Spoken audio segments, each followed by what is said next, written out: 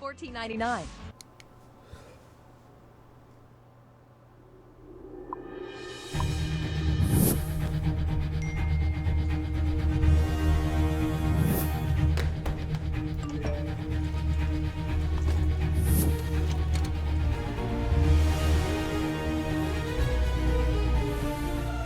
Don't miss the call. Download Band. Communication made easy.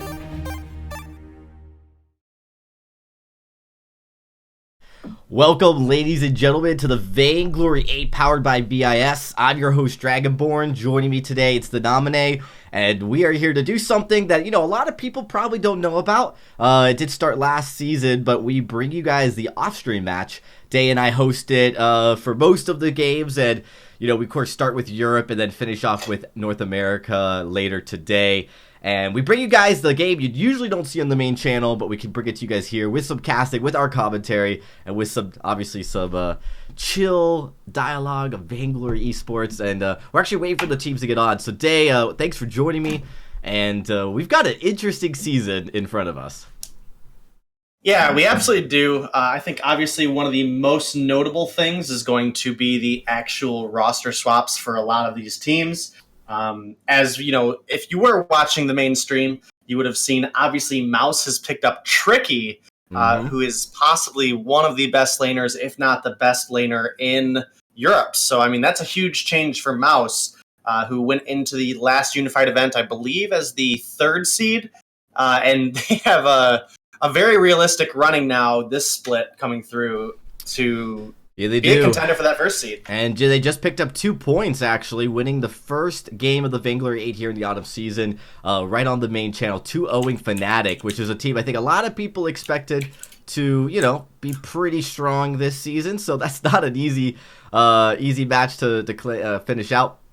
Of course, they'll be starting on the main channel with the next match here just in a little bit. But of course, we want to thank all the viewers for coming on. We're doing Europe, so let's talk about Europe, and let's talk a lot about some of the excitement that we saw. I mean, unfortunately, we have to go over the more negative side of it, is that Europe wasn't able to win a series against North America in the Vainglory8 in the tournament, the actual live championship. They did in the Challenger Cup. But what happened there, Dave? From your point of view, what kind of does Europe need to do now this season if they're going to try to be a contender, a real contender at the World format?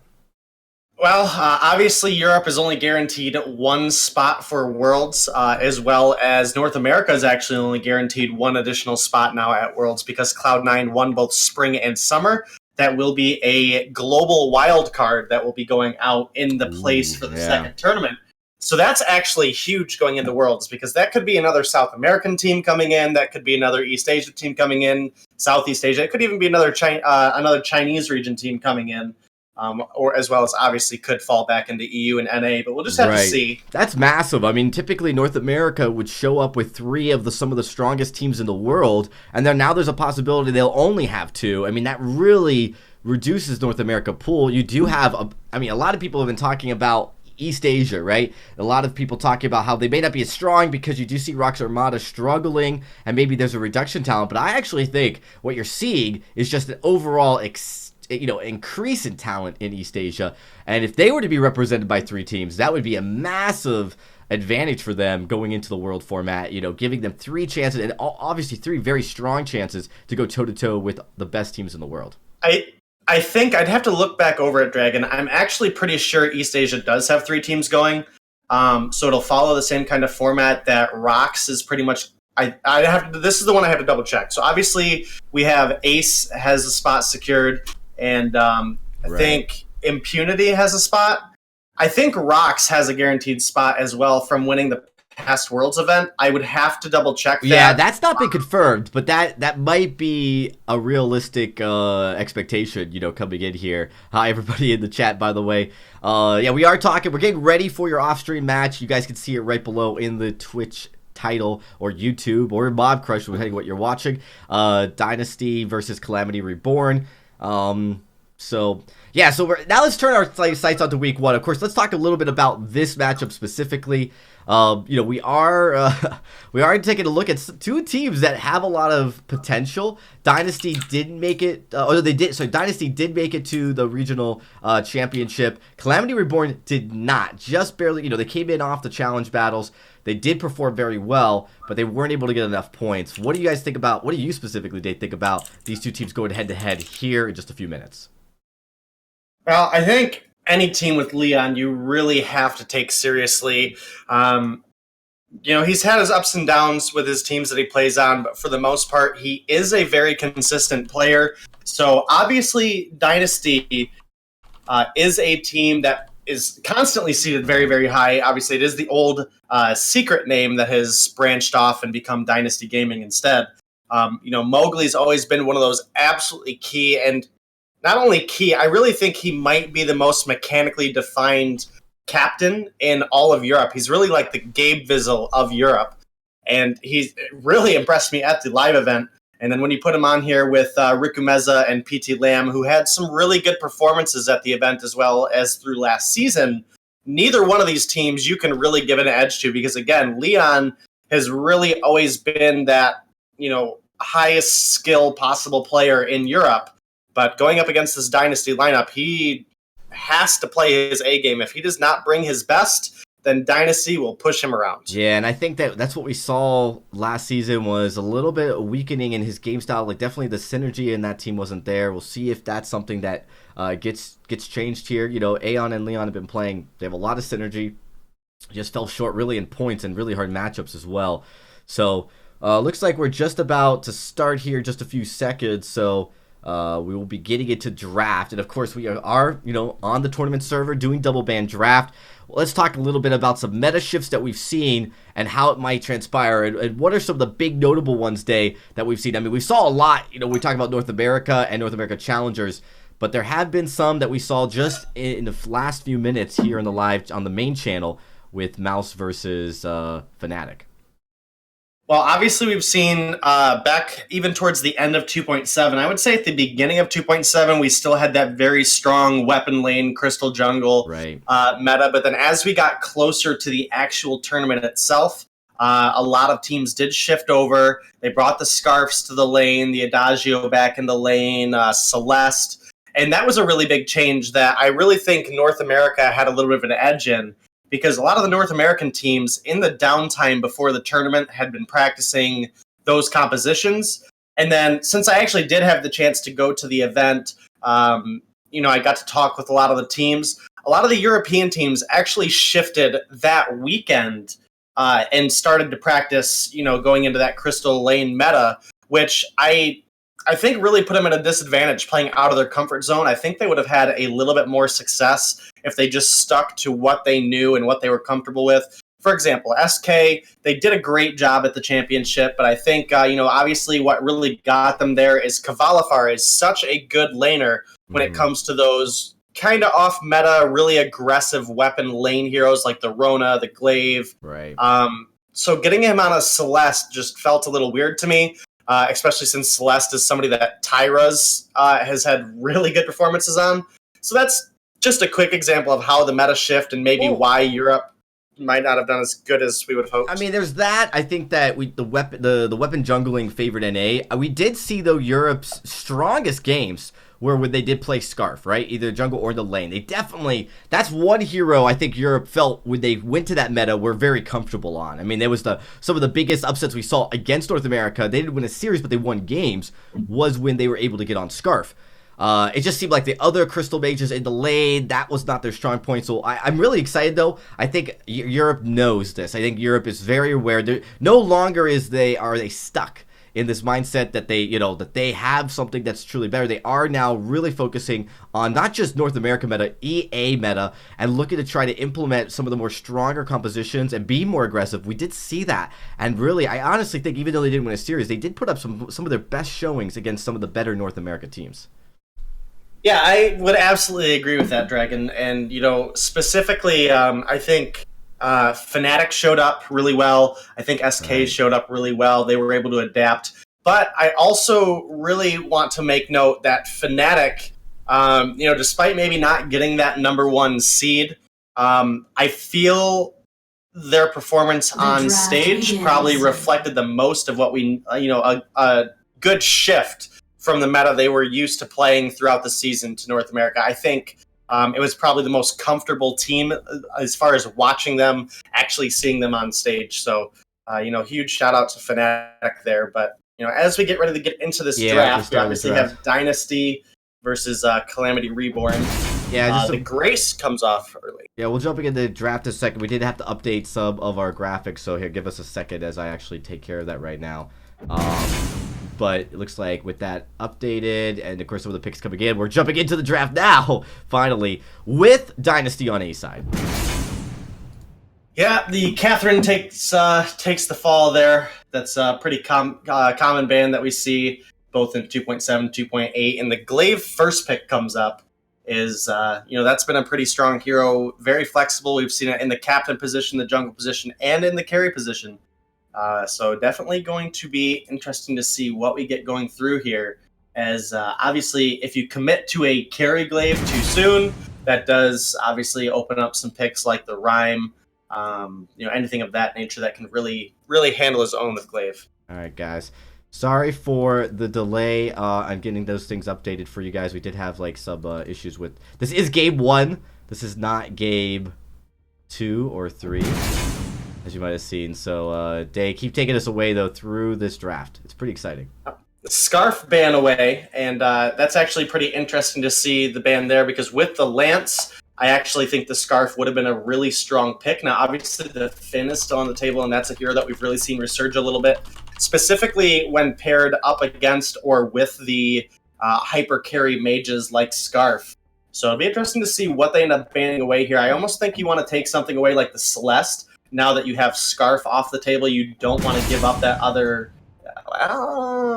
I don't know about this Rona bandwagon. I actually do, because if you're going to run Glaive into the lane or into the jungle, Rona does fare well into that. So I think this is clearly a sign that they, even though this is a flex pick, that they want to be able to possibly run this as a carry Glaive. I don't think it's a safe bet right now with just how strong some of these mages are to have Scarf off the table and give over a Celeste.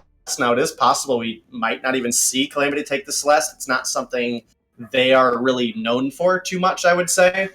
But definitely in the realm of possibility. And obviously then that Celeste would provide flexibility.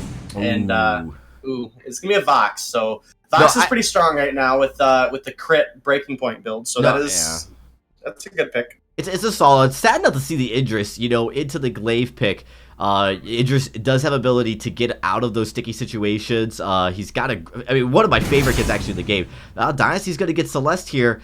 I love this composition. Likely going to be, they could flex Glaive into multiple roles here, Day. And, this last pick's going to show us what they're going to be probably playing as far as support. But, we don't know if this is going to be a jungle or lane Celeste. And I like that going into game 1. It really makes Calamity Reborn have to think. Yeah, and I would think we're either going to see an Arden or a Finn here out of Mowgli. It just makes the most sense for the draft that they have set up. I really do like that Calamity didn't take the Idris, because Glaive is just particularly good into Idris. But it is actually a Baptiste. So looking for a little bit of that additional lockdown instead of maybe that Echo Gauntlet that Mowgli has been so good on. Maybe a little bit worried that the Lance has a little bit too much repositioning for him to get down some good gauntlets. So I do kind of like the Baptiste here. Yeah, I really do too. I think this is a strong... And again, we don't know if it's going to be... Well, it's likely going to be a Rome Baptiste. Again, there's a lot of potential here for Dynasty to kind of throw a curveball. So Calamity, I think, just has to know this team very well, right? Like, you've got Mowgli. He can play pretty much anything. You have Rickameza. This team is definitely talented. And I think from a drafting perspective, at least here on A side, Dynasty's done a fantastic job putting themselves in a great position to win. Yeah, and it actually looks like Calamity might be looking for a double weapon composition here. I'm not sure. I do think there are comps that Crystal Vox does work into. I'm not sure a Celeste is one of them. So we'll just have to see what they decide to pull out here. Well, they could go double weapon. Yeah, they could. They could. That's something we actually saw on the mainstream. Tricky ran a tension bow, double tornado trigger breaking point Vox. That just really ran away with the fights very, very quickly. Yeah, and that's exactly what I think Calamity Reborn might have to play. And when you've got the skill that comes out of players like Leon and Aeon. I mean, you could definitely mechanically win these fights with that, especially early on when you're doing so much damage. You don't have to wait for some of those abilities to get overdrived. We are just about ready to get into this game. Just a couple last thoughts here. I mean, looks like, Dynasty got gifted a pretty good draft just because of the Celeste pick. With Calamity Reborn feeling like they want to run this double weapon more, they have a Lance. If they land these roots, it feels like this fight could easily go in their way throughout most of the game. Yeah, absolutely could. And, as we get ready to get into this game, we are just waiting on one more player. So hopefully we'll have them in here in just a moment. It's just going to be all about how the Lance and the Kroll are able to get to the back line. Obviously, with the Glaive and the Baptiste and even the Core Collapse coming out of Celeste, it is going to be very difficult for Kroll to make it to that back line. But if Lance can help out and get, a good double or triple Githian wall down and give Kroll just a little bit more time to get in, then I think Kroll really can have a big impact. But if Kroll does get locked up by the sheer amount of crowd control, we have an Afterburn, we have a Core Collapse, we'll have a Frostburn slow coming out of Celeste as well. The Ordain, the Fearsome Shade, even the Bad Mojo actually does provide a slow as well. So it's going to be really intense. Absolutely, it is. These are going to be some really fun fights to watch. Yeah, I feel adamantly that although Dynasty got the draft they wanted. Calamity Reborn was focused on trying to try something they wanted, and I don't think they really did a good job at playing off of Dynasty's draft, instead trying to prioritize what they felt was maybe their strongest mechanically, and I think Crew's going to have a huge time trying to, very hard time trying to get into these fights. So we'll just it's going to come down to execution, of course, as it always does with a lot of these teams. It's not about draft completely, and we've been impressed, too, with some of these European teams where they figure out their win conditions. It's a small one, but they execute it better than the opponent, and they're able to, come out on top, even with maybe a substandard draft. Yeah, absolutely could be. We're just waiting on. I think we're in line. On PT8 EU to invite PT Lamb back to the party, who had to reset his connection. Well, this is like being at an air traffic control tower. There are multiple planes taking off. I believe the mainstream is actually getting ready for their second series of the day, and so we're in. So that means that we have to wait our turn before our match gets started. But it looks like it's just about ready to go. So.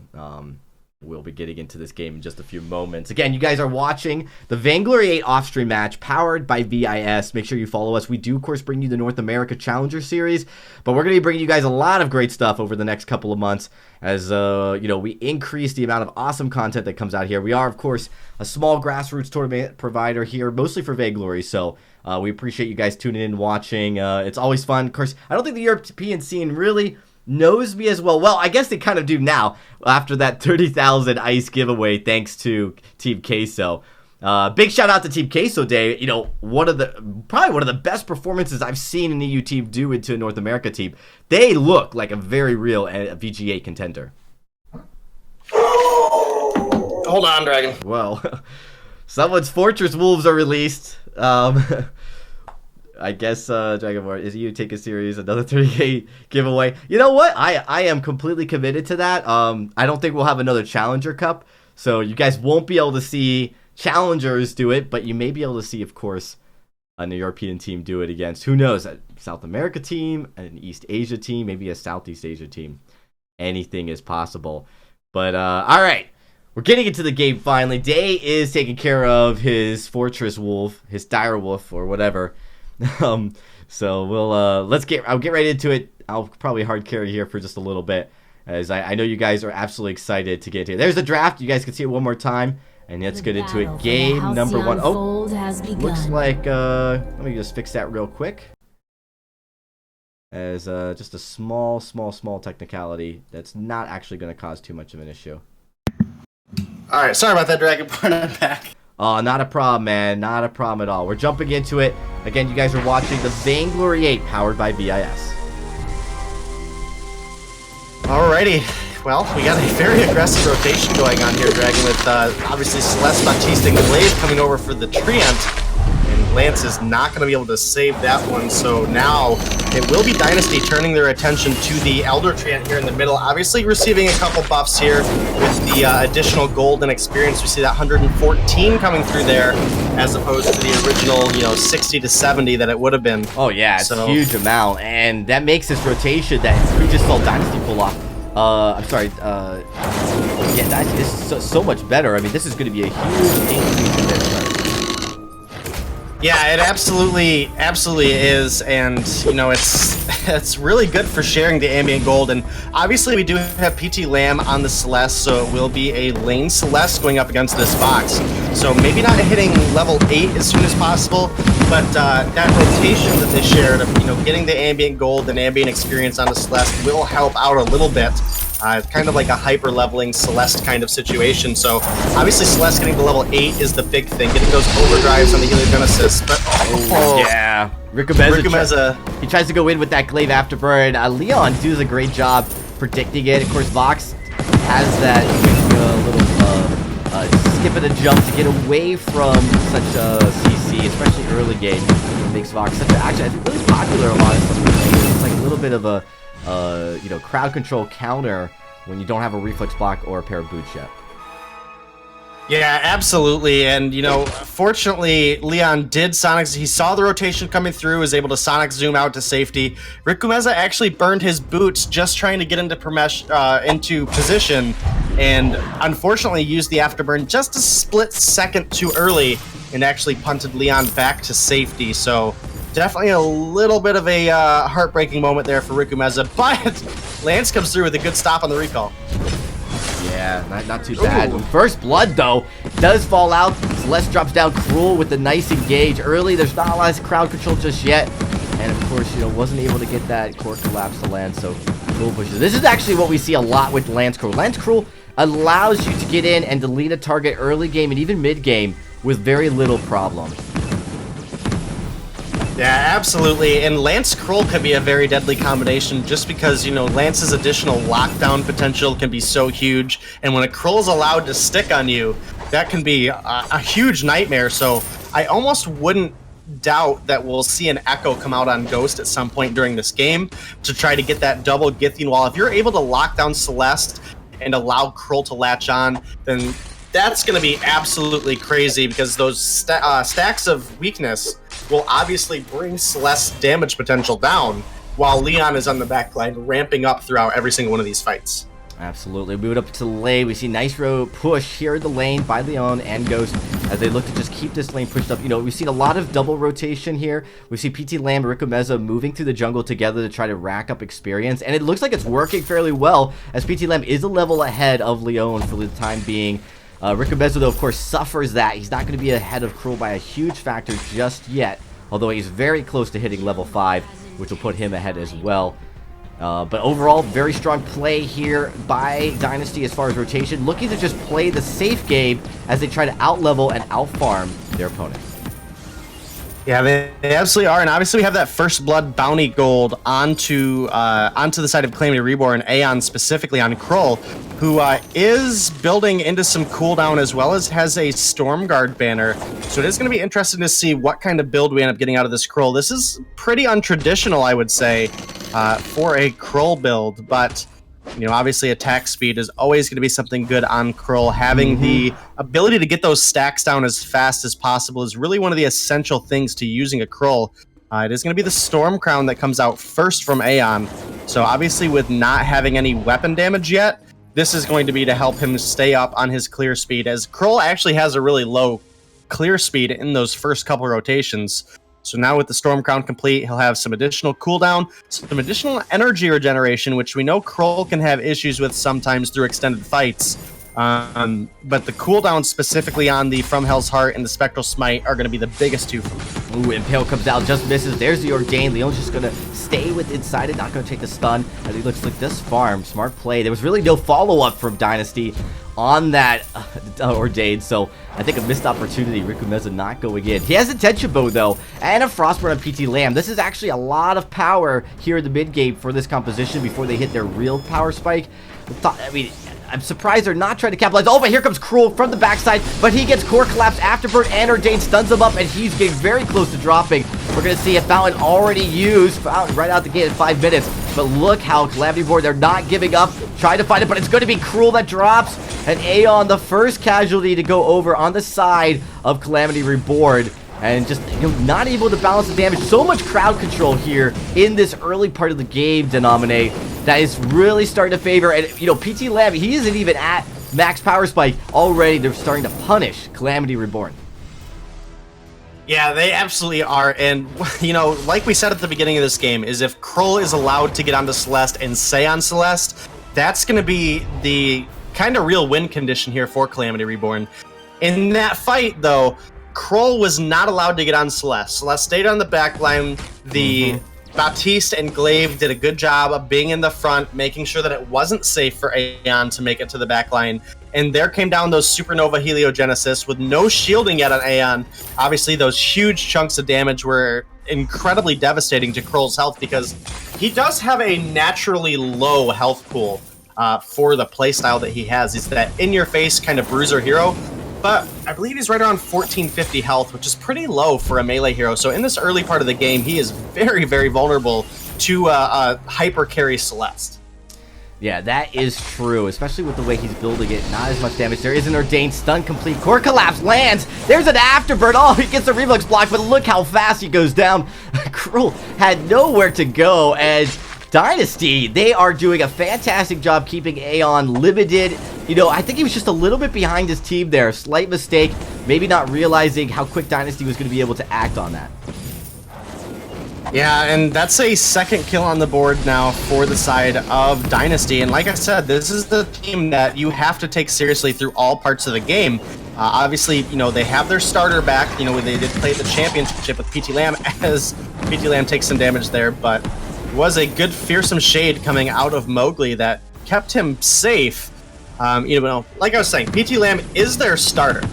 They did play at the championships with Tricky, and Tricky is a great player, but when it comes down to the synergy they've built up all season long, it has been with PT Lamb. This is the player that they know and love to play with, and that's really their strongest suit, I think, going into the championships. Yeah, let's quickly, let's jump down jungle. Aeon does get a gold mine solo. That's a huge amount of gold, max payout.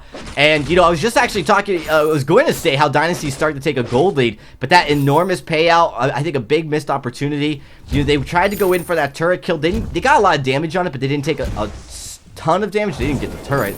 And now they are down by 1,000 gold. Yeah, they are down by 1,000 gold. Those changes to gold mine, obviously now 400 gold is absolutely huge, as well as we had some changes to the first turret. It's down 1,000 health as well as down 100 gold. So getting that gold mine objective early, definitely the better trade-off here. Yeah. Now it is Glaive looking to get some damage down here. Yeah, it's a better trade-off. That turret is so close to going down. Oh boy, one more auto attack from Celeste might have even done it. Or at least one more Heliogenesis going Supernova. Gonna keep pushing in. They're back and forth. Dynasty's turn's still really strong, but look at those. Oh, nice rune. Impale. PT Lamb, he's in trouble. He's gonna have to get out, but he blocks that from Hell's Heart. And looks like Cruel's gonna come in just defensively. Afterbird, Glaive to Afterbird the Cruel away. Aeon's gonna stay back, trying to avoid these Heliogenesis, but boy, are they being spammed. PT Lamb doing a great job with zoning. Look how precise he's been. Able to hit Cruel and Vox, like, back and forth across the lane. It's a good look here. They're able to keep Calamity Reborn away from the turret. Although we do see another engage, 2v3. This is a little risky, Day. Yeah, it is a little bit risky, but Krull is setting up in position, and PT Lamb is actually very low on energy, and that is something that we have to consider for Dynasty going into this fight, as it looks like they'll probably give the Treant over to PT Lamb. They do for that additional energy, but now it's PT Lamb locked up. Yeah, he gets locked up on the turret. He drops. Cruel goes in. It's so much damage. Ordained just to keep the team inside, but they look to keep pushing in between these two turrets. In between range, the Vox, he's starting to turn on. Leon gets the kill. And boy, they're going to take out this turret just handily. And that's all thanks to that gold mine. They got that power spike. They are able to get some more items. And the lead that we saw Dynasty start to accrue just momentarily before that gold mine take has all but vanished. Another gold mine looking to go over to Calamity Reborn. And this is going to be huge. Yeah, it absolutely is going to be huge, as obviously, like we said, this Vox has always been a strong pick in pretty much every meta since he came out. There were very few patches where he really wasn't a priority pick. And Leon, like we talked about earlier, such a mechanically skilled player. He's, you know, really going to be someone who can take this Vox and use him to the fullest of his potential. And that's really what we saw, you know, off of the good lockdown from Ghost and Aeon, he was able to come through and find a kill. Trade turret for turret, but I think it is still a 2,500 gold lead sitting on the side of Calamity Reborn right now. Yeah, slow rotation, maybe a bit misguided. I think they really should have put someone up in the lane to hold those minions back sooner. They are going to lose their turret. It was on its last leg, so not really surprised that that was going to go down eventually. Honestly, more impressive that Calamity Reborn, from almost losing their turret, picked up 2 gold miners and a turret for themselves, which is contributing to that 3,000 gold lead.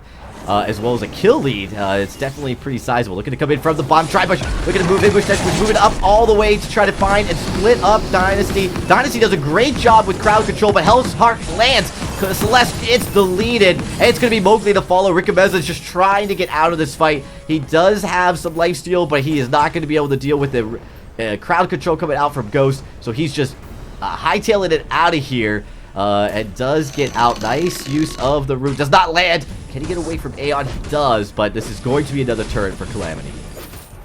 It is going to be another turret, and that turret is worth the full amount of gold. So that is a pretty sizable spike in the gold now for Calamity Reborn, as well as a little bit of additional objective control, as they're also looking to rotate down, clean up some additional jungle and gold denial from the side of Dynasty.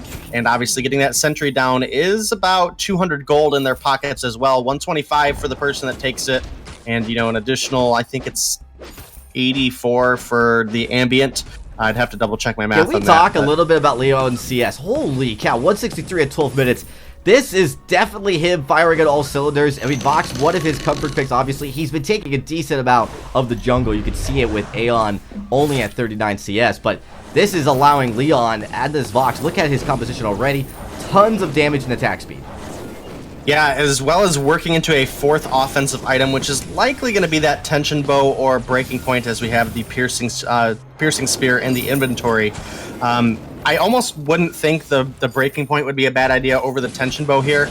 Yes, the burst would be nice into Celeste, but it is going to be Glaive that's in your face the entire time, and he's already working on a pretty sizable amount of armor. Baptiste gets hit from Hell's Heart, though. It wall lands. There's the core collapse, but blocked. Glaive and Celeste do get out of this fight with a little bit of damage. They got to watch out, because look at Leon. Has to actually get Afterburn's back just to dodge it. Nice block on the Impale. They are so good. The wall lands. Core collapse tries to stop. It does not work. They are still able to push through. No kills after that first drop from Mowgli. But that was a nice engage by Calamity Reborn, almost securing it. A lot of good blocks and attempts to get crowd control off by both teams. This just goes to show you that these guys are fairly even matched mechanically. Yeah, they absolutely are. In another really good rotation out of Calamity there, rotating down, taking away another jungle rotation, as well as another life on that sentry. Definitely huge for them. They are now up 7,000 gold here 14 minutes into the game, so about 500 gold a minute. It's still anybody's game, though. I mean, PT Lamb, not quite at that 4-item Celeste like we'd like to see, as well as his level 12 with a level 10 infusion that he hasn't been able to make anything out of yet. So that is a bit of wasted gold in my eyes for PT Lamb, unfortunately. And it is now the Bone Saw completed for Leon. All that's left for him now is to finish off these boots, which likely will be a War Treads for some additional engage on the team, is what I would think he'd lean towards, as well as obviously that additional 500 health is going to be absolutely detrimental for the amount of burst that Glaive puts out, as he doesn't have a lot of actual sustained damage. He has a tension bow proc and a poison. Ooh, we got a huge engagement coming out. Some Hell's Heart's gonna miss, but look at what freaking Ghost has been able to do. Unbelievable crowd control. He's landed 2 or 3 gifted walls back to back. That has allowed them to pick up 2 kills. And just like that, they are taking an incredibly sizable lead, almost at 10,000 as they sit about 8,000 gold in the lead here. Very comfortable lead. Aeon, we did see Aeon just pick up an Aftershock. For the entirety of this game, his only tier 3 offensive item has been that Storm Crown.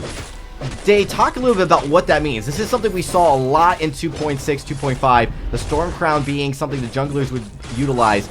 But, you know, it seems like with the Cruel, it's something we hadn't seen as much. And with this Vox being almost a pure damage output for this entire team, how are they trying to utilize this Cruel to keep this team fight going? Well, I mean, Cruel's job in this sense is literally just to get to the back line, try to stun somebody up, get somebody locked down, reduce their damage income. But specifically, the lack of damage that Glaive has is absolutely huge. He only has that Tension Bow and Poison Shiv. Once he comes in with an Afterburn and gets that Tension Bow proc down and that extra basic attack from the Twisted Stroke, Glaive is really just kind of tanky at that point. He's not actually a damage threat towards Leon. As we see, he doesn't even have any armor built, and Glaive, aside from the initial burst, isn't doing any damage. But here's the From Hell's Heart on the Celeste. Yeah, they're going in live. There's a nice block, but the Gifted Wall lands, and Celeste is deleted. Glaive's gonna drop it. Oh, the root lands. Can they get the kill? They do. It's going to be an ace. They go into the base. This might be a huge mistake. They're able to get the Fallon and Crucible. They do take a lot of damage. They don't get the ace, but they are going to keep pushing with this Kraken. That was ballsy. Calamity Reborn, massive risk takers here, but look at them. They're going to keep pushing. 9 seconds before you're really going to be able to see any threat coming out. So, oh, sorry, take that 1 second. Here comes Celeste, but it looks like Calamity Reborn are going to get the kill. Nice from Hell's Heart to keep Celeste back just a little bit longer. And just like that, game 1 going over to Calamity Reborn. Yeah, Aeon had a great performance here on Krull this game. He did his job well. He, just continued to get to the back line. And, very often he was getting that From Hell's Heart down onto PT Lamb. And Mowgli was actually using his Crucible at most points of that game to block the silence coming out of Vox. Leon lined up so many triple silences that Mowgli was really forced to pick which one to block. And unfortunately, it did leave PT Lamb very, very vulnerable. And, like I said, when Krull gets to that back line safely, he didn't even have to come back and try to protect Leon because Riku Meza didn't have a damaging Glaive build. The stacks were building up on Celeste, reducing her incoming damage. Mm-hmm. Leon had that Aegis complete, so there really wasn't any damage threat onto Leon. And that's what allowed Aeon to go such a defensive build. Again, you talked about it. The Storm Crown was his only item for 14 minutes. Right. So, I mean, that's just Leon being Leon and mechanically outplaying the opposition. And when paired with Aeon, they just play so well together. They really do. Yeah, that was very impressive, actually. And that whole last engagement, they know how to play together. These guys are obviously some of the top tier players in all of Europe region, and Leon might be one of the top players in the world, actually. Just never been able to see him on stage, but he really knows how to bring it in these online matches. So with that, guys, we are going to be getting ready for game number 2. We're going to take a very short break, very short ad break, just so we can get everything updated for you guys. We don't want any mistakes. And also, we got to wait for the teams to get ready for the draft. So give us about just a minute, and we'll be right back after this.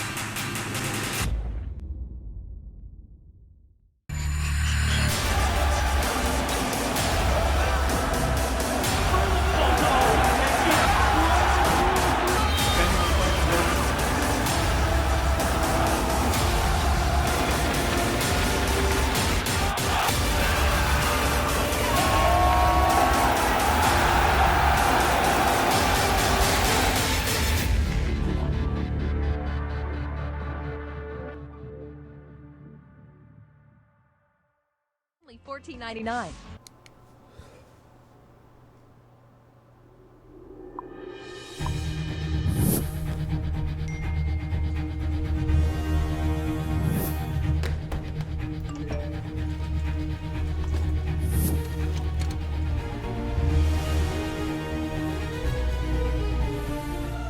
Don't miss the call. Download Band, Communication made easy. Hey everybody, welcome back. We're getting ready for our second game, so thanks everybody for hanging in there. Just gonna let the teams know we are starting, of course, game number 2 draft, and we've got Calamity Reborn. They're up 1 game in this series against Dynasty, so very exciting. Let's get right into it, everybody, as we start the draft here. The draft begins. In just a second, let's jump right in and see what we got. Calamity Reborn, they are moving here to A side, Dynasty to B side. Idris is going to be the ban, and that's interesting. Although definitely one of the stronger weapon laners. We didn't see him prioritized at all last game, and then first banned here in game number 2. I actually don't think Idris is a very strong weapon laner this patch because of the prevalence on Glaive. Glaive just literally has his way with Idris, weapon Idris at least, all game long. But when put in that crystal route, Idris is incredibly strong this patch. Can fulfill that, solo hyper carry crystal laner aspect. And I think this is a really smart ban because now it's forced for Dynasty.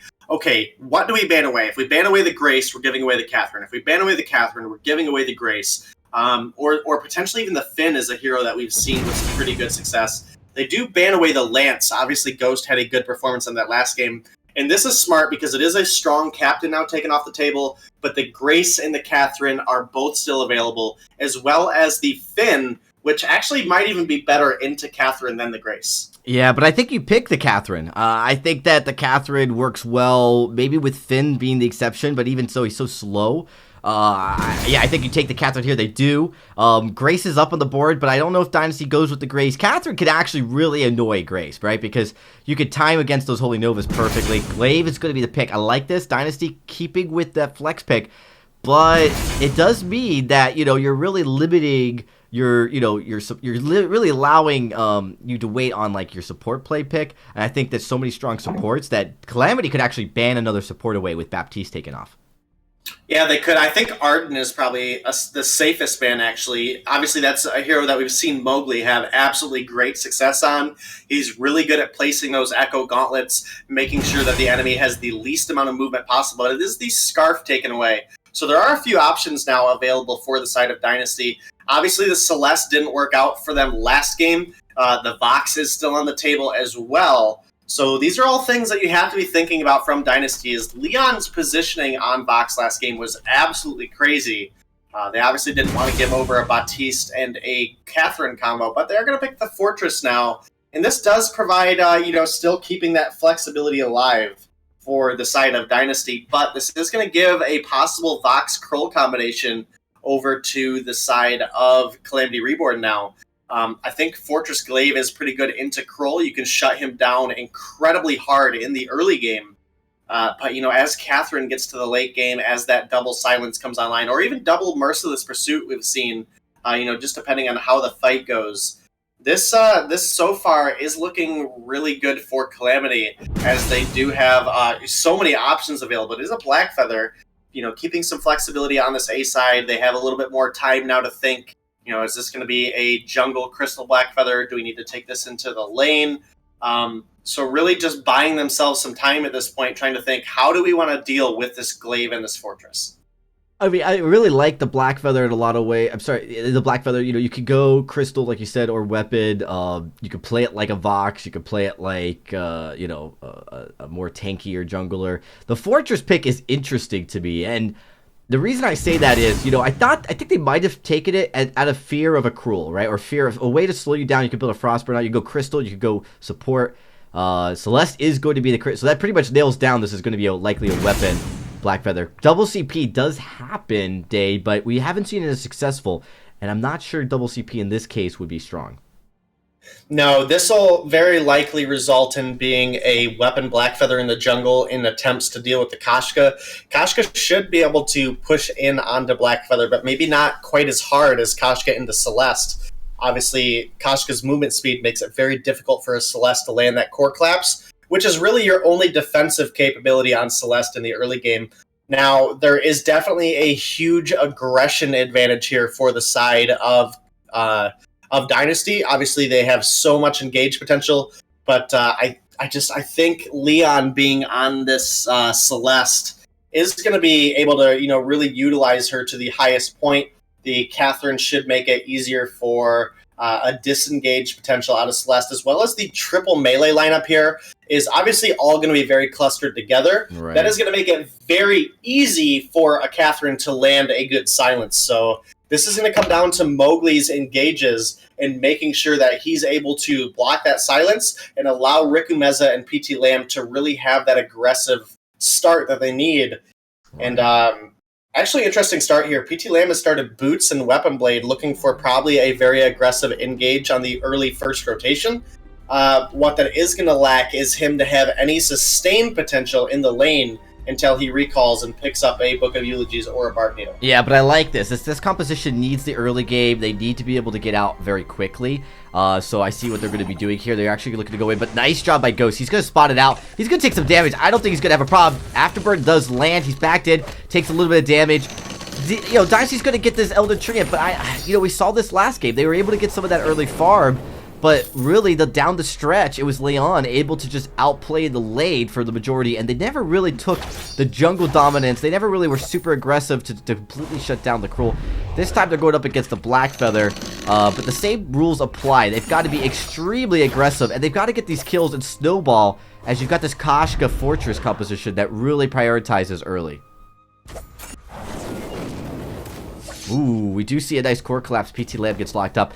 Heliogenesis is already starting to play a huge impact. He's got those boots still, though, so it does mean that he can get in and out of a gank very quickly. Fortress recalls there, and nice job by Calamity to not, show that they had vision there. So they were able to get a good indication on how safe they are, so Leon able to be a little bit more aggressive here in the lane. Yeah, absolutely is. And like you said, they're not popping that vision. They're basically letting them know, hey, we haven't seen this scout trap, even though I'm pretty sure they saw him put it down. Yeah. Now it is PT Lamb forced out. So low here.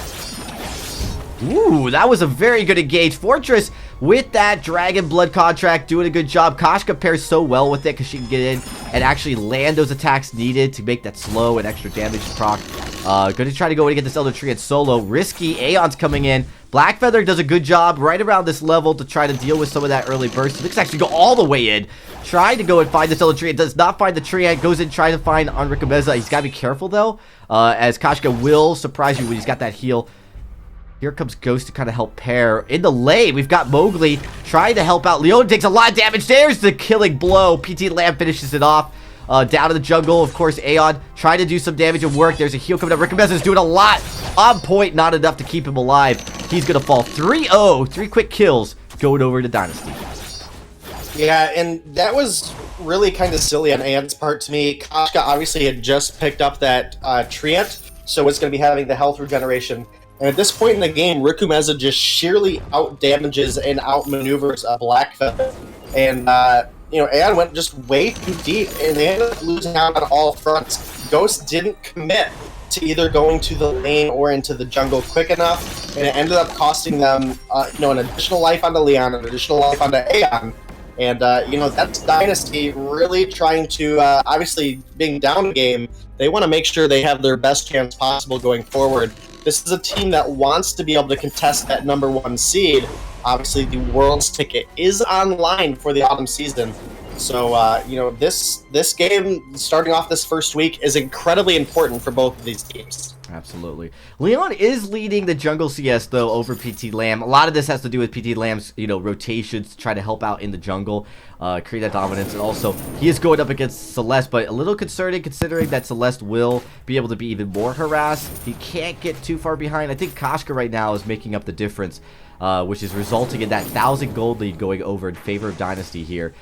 Decent gold lead, looking to push it again. They haven't really gotten much onto the turret though, Day.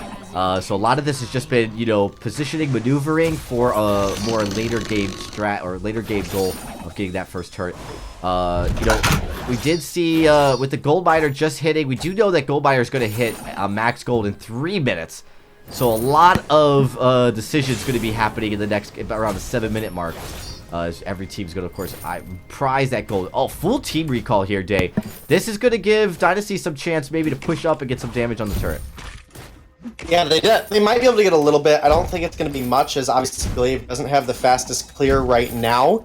And as well as they don't really have a good sieging composition. They have a good fighting composition, though. Yeah, they do. They nice afterburn. They're able to move around with nice positioning. PT Lamb gets out, though, and of course, Rikameza, he's going to drop. That's unfortunate. Going in, I don't think they had the right play here with PT Lamb kind of bailing on the fight and the rest of his team staying. And now this is actually going to allow Calamity to clear very quickly and late into Dynasty's turn. This is what we saw last game. They just don't do a good job right around this time. They don't prioritize correctly. Look at all that crowd control. And it's just going to allow Calamity Reborn to lay siege. Look at that turret already below half health. Yeah, Celeste is really good at taking down turrets, and what really worked out the best for Calamity in that fight was a bit of a misplay from Mowgli. Dying turret against the amount of crowd control and slow that Calamity Reborn offers, but here we go on to Blackfeather. Yeah, dish damage. Leon comes in. That one Heliogenesis just destroyed. Look how Rikameza takes so much damage from Celeste. He's going to have to get that Treant to heal back up. They don't lose too much on their turret. It is a little bit of farm, though, and so the gold lead's still going to stay in favor of the side of Dynasty. But as far as objectives, this could be fairly even as we start to get later into this game. Nice afterburn comes in. Celeste, Leon caught out. Core Collapse lands, but he's not going to be able to save his life. He drops. And now they're slowly but surely, Dynasty is picking away at this front line and taking kills and trading 5-1, and this might allow them to finally siege this turret. They're going to go in really strong. Dang, they're going in. They might get it. As we do see, Celeste is so far behind, but they're going to lose one. This is going to give them the turret, but not at the sacrifice of 2 kills. A little risky because now you could see a reverse push here in the lane. Yeah, we absolutely could, and, you know, off the back of PT Lamb and Rikameza being dead, Celeste should easily have the damage output to push this turret. And, you know, that's the real thing, is Dynasty has to win a fight to take down these turrets. They can't die taking down the turret. They have to win the fight first. Right. And that just isn't what we've seen out of Dynasty, unfortunately. And as, obviously, Leon gets closer and closer to that level 8 mark, sitting here, you know, a little bit lower on CS this game as opposed to the last game, you know, sitting only at 61 at 7 minutes. It is more on the levels, and as we see them taking the ambient jungle rotation here, this is going to help Leon get to that devastating point that a Celeste can get to. Yeah, this is true, and of course the gold lead is starting to shrink here drastically. What was 1,000 is now a little bit, a couple hundred. Not good for Dynasty. They are going to be able to start going into this gold mine. This gold mine is going to pay out 400 gold. We'll see if this becomes contested here. I'm actually surprised Calamity Reborn not realizing this is happening. No vision. Gonna actually just give this up free. Free gold mine. Huge gold. Look at that. 1,000 gold leads back. Now we gotta go for it. They aren't able to shop. So they get the gold lead, not able to shop, but they're gonna find Aeon. Aeon drops. That's not a bad look. Here comes Core Collapse lands. Reflex block's a little slow. There's the Solar Storm. Able to try to push them back. And so Calamity Reborn, I think they really just make the best of a very bad situation to try to keep Dynasty back. Dynasty's not recalling just yet or rotating away until just now. Now they're gonna move down, maybe take this Crystal Sentry. But yeah, I mean, that could have been way worse for Calamity Reborn. It could have been worse, but I think Rikameza actually accidentally Yummy Catnip Frenzied onto Ghost in that fight. Leon did not have a reflex block at the time, so that would have been a guaranteed lockdown on Celeste. The good Core Collapse did come through and did stun Kashka up, but even if Kashka gets stunned, the remainder amount of the stun on Yummy Catnip Frenzy still goes through. Obviously not if it's blocked, but you know, unfortunately, just a little bit of a misplay from Dynasty. Yeah, unfortunately. That's gonna allow Calamity Reborn to keep pushing. Oh, this lane push siege is so strong, and of course, once Blackfeather gets turned on with a second item, it will be very, very hard to take out. I do expect possibly a poison shield. They're gonna go in. There goes Fortress. Core Collapse lands though onto Kashka. Keeps it back, but Leon's so low. Fallen comes out. There is an Eve of Harvest, so he's gonna heal right back up. Look at the damage coming out. Solar Storm, it's gonna miss. Just nicking PT Lamb. It's not gonna matter. Blackfeather is on the hunt. Catherine with that stun. Merciless pursuing this fight in favor. Mowgli so low, he's gonna have to completely disengage. Is he gonna? Oh boy. Yeah, he does get caught out. Blackfeather comes from the other side. Leon's going to find a kill before, unless Ghost finds it first. Ghost does find it. And not an ace day, but a very strong fight for Calamity. Yeah, and that's really what they needed. And, again, Celeste for Leon. It's not a hero that we really particularly know Calamity Reborn to play, but, Leon, so mechanically skilled, his positioning in fights is so good. They really ran away with that last fight that looked really good for the side of Dynasty. Fortunately, Leon's core collapse did miss Mowgli, but it was during a Pouncy Fun out of Riku Meza, caught him up mid-air. Right. And I really think that's probably what got Leon out alive, in all honest opinion.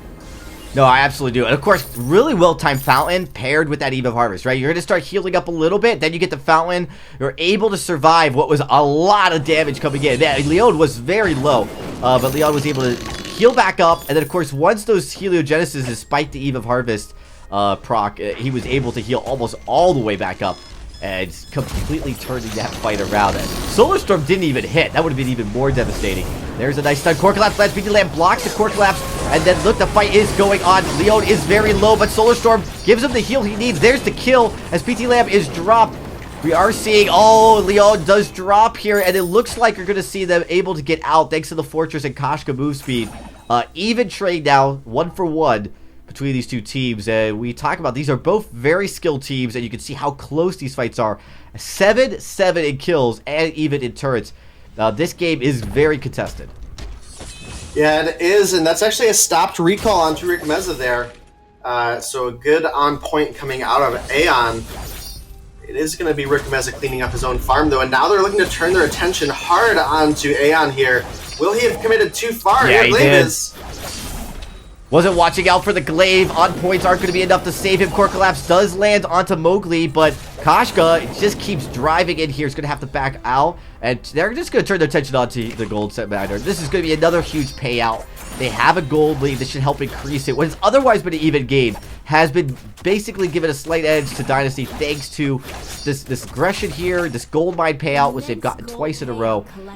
Calamity Reborn, they look good when it comes to the fights, but they've been struggling at dealing with some of the objective maps pressure. Oh, Core Collapse too far forward.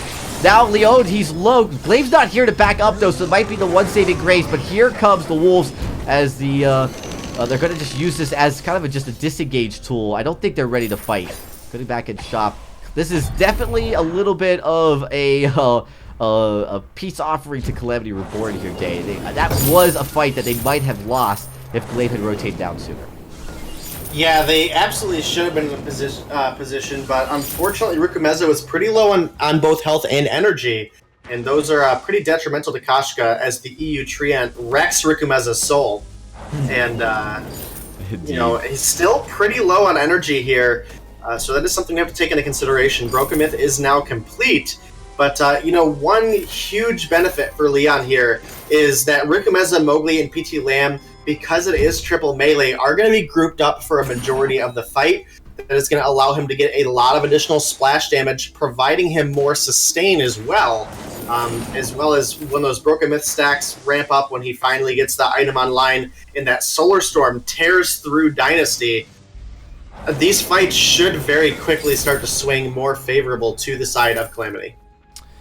Yeah, now, interestingly enough, I saw someone in the chat mentioning it, like, looking at the times when different players sell their heal pot, their flask. Looks like one player from each team still has it. And actually, Aeon still carrying it. He's definitely being focused on these defensive items. Doesn't have either that Poison Shiv or Breaking Point. I think it's going to be the Poison Shiv, to be honest, that he's going to go into. But we might have a fight here, as we do see Dynasty caught too far forward. There comes a nice Afterbird. Core Collapse lands, and of course the Afterbird did get the shock off. Look at the damage. Leon backtracks in, gets so much damage. Solar Storm helps heal him up, and the Heliogenesis, another Core Collapse, lands. Leon single-handedly staying alive thanks to his team support as well to be able to just outlast the entire Dynasty team. And oh my goodness, this is a hero that I think Europe needs to fear when Leon plays. This guy, unbelievable positioning, unbelievable team fight skills from the whole team to win that fight. Yeah, absolutely, and Leon working into that fourth offensive item now, definitely going to have to be feared. He doesn't quite have enough for the Broken Myth, but he has enough for some Pierce, and that's going to go a long way against the Aegis that Riku Meza has completed. Yes, he does need to buy that Broken Myth soon. We'll start building into it right now. as he actually... Yeah, he does finally build the piercing shard with a little bit of gold left over. He's infused still, so he's got a pretty strong power spike. Again, Dynasty caught a little bit too far forward, started to take some damage here. There comes the stun. They go jump on the Leon, but Leon, perfect disengage, does take the afterward this time, but reflex block. He finally goes down. Will they be able to find PT Lamb in the process? I don't think so, because Aeon is dropping very low. On point, keeps him alive for just a few seconds longer, but he is going to drop. Ghost is going to be the final man here. This is going to be an ace going over to Dynasty. Yeah, an ace going over to Dynasty at just the wrong time for Calamity Reborn. 15 minutes in this game, Kraken's now online. Glaive is going to spend this time pushing in the turret as Rikumeza and Mowgli start up the Kraken. And, that's really not a time that you want to lose out on a fight. This is so true. But, Solar Storm is available for Leon. We could see a godly Solar Storm come out here. But I just don't think he's going to risk it. He knows he needs that ability for the next fight. And with Celeste, they should easily have the damage to be able to hold off a Kraken push. Unfortunately, in that last fight, Leon did come out and tried to get some Heliogenesis set up. Tried to get some of those really, big spikes on the PT Lamb, who has no defense right now, other than some additional health from the reflex block and the boots. 4 offensive items on Glaive. He was able to turn his attention onto Leon, who committed a little too far ahead, and they did burst him down very quickly with Rikumeza following up with the kill. If they're able to find Leon again in this fight, this could be game for Dynasty. But if they get aced, it could be Calamity Reborn just pushing down these 2 turrets for a win. Yeah, it's really hard sometimes to deal with these Kraken pushes. They usually don't manage it perfectly. They're actually just going to turn their attention on the Crystal Sentry. Celeste is just destroying this Kraken right now. And, as of right now, this is looking like Kraken might not even get the choke point turret. And that's a huge gold advantage now for the side of Calamity Reborn as far as even trade goes. Well, they made a bad decision to go for the Crystal Sentry. I'm not sure why they just didn't try to poke that turret, because that turret is, maybe doesn't give you, a ton of gold. You're not going to get more gold than the Kraken going down, but you do take away that pivotal objective that blocks you from getting into the Sanctuary. As triple melee into Celeste, I mentioned it earlier, you have to win the fight to be able to push turrets. If your team groups up on the turret, yes, you're going to have a big spike of damage at this point in the game, but you also set yourself up for things like a triple core collapse, a bunch of those supernova heliogenesis that PT Lamb with absolutely no defense is just going to get obliterated by. So that's something we need to see out of PT Lamb, is get that Aegis online as soon as possible, as Leon is now rotating down to get his Broken Myth online. Yeah, he's going to be able to get that on. That's a huge power spike for him, especially because he's been able to live, right? And, of course, as that damage increases, his heal increases. So it's a win-win. There is a stun on Takashka. Heliogenesis lands. Frostborn, of course, able to help slow him up just a little bit. At this point, I think Dynasty knows better. They're going to completely disengage, not even risk this fight. Yeah, they probably looked at the board, were like, okay, the entire enemy team's infused, Leon got his Broken Myth online, it's not safe for us at this point to pick a fight, and Leon now going down to re-infuse. It's really a difficult position for Dynasty to be in, and it's a little uncomforting to see a team that really did so well, finished in the almost very top of the Vainglory8 last season. Only a couple points really separated them. And, again, Calamity did come in through the Challengers, maybe didn't have the best shot at making it to the Unified Finals, but are looking good right now, building up points here in Week 1. And if they can keep this up, either one of these teams really has an opportunity to, get a lot of points this weekend. Now, this rotation, Calamity Reborn has put so much fear into Dynasty. They have been able to rotate cleanly through the jungle. They've taken all of the gold. Kraken's up on the board back now. They've got good vision. At this point, Dynasty needs to make a play happen. They've got to find a way to either catch out Calamity or win a team fight right away. They cannot risk this jungle just being completely owned by Calamity. The timing's wrong. One bad, shop recall or one bad fight or one out-of-place position will result in Calamity taking this Kraken and maybe even the game. Yeah, and I almost think the point that we're at, PT Lamb does have some shielding now, so that is helpful. But unless if they can find a good pick onto Leon early on in a fight, this is an incredibly difficult situation for the side of Dynasty to be in, because obviously the Kashka, the Fortress, and the Glaive are kind of at the falling off point, and Celeste is at the largest point of her power spike. as well as being infused right now, picks up the War Treads. This is now 500 additional health that this Celeste has, so that is absolutely huge for Leon's survivability, as well as also gives a harder team engage or disengage potential.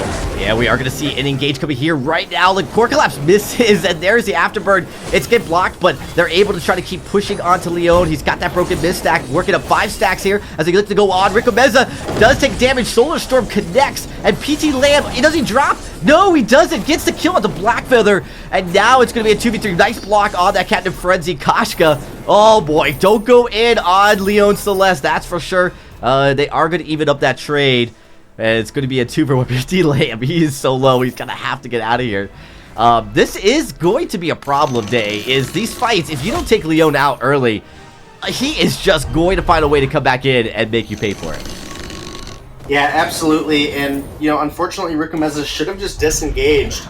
They got the kill onto Aeon. They had a perfect opportunity where they could have recalled, healed up, and then forced a fight underneath the Kraken. Instead, they gave up a kill, and they weren't able to do anything objective-wise off of it. And, it's just going to be a matter of Leon and Ghost now are going to literally keep PT Lamb and Mowgli from being able to do anything. Yeah, they have to be careful because Kasha's coming up. I don't think you want to do a 3v2 if you're Calamity. You've got your strength there. Black Feather, of course, almost getting that glaive. I mean, really, that was a very close 1v, fight when you talk about how Glaive and Black Feather were matching up in the top part of that lane, that last team fight. But right now, Calamity just owns the jungle, and it's going to be really tough for Rico Meza to make something happen here. He's pretty much at max build, and he still is not able to outplay the Celeste here. Oh, Leon might be caught out. Here comes the Wolves moving in here.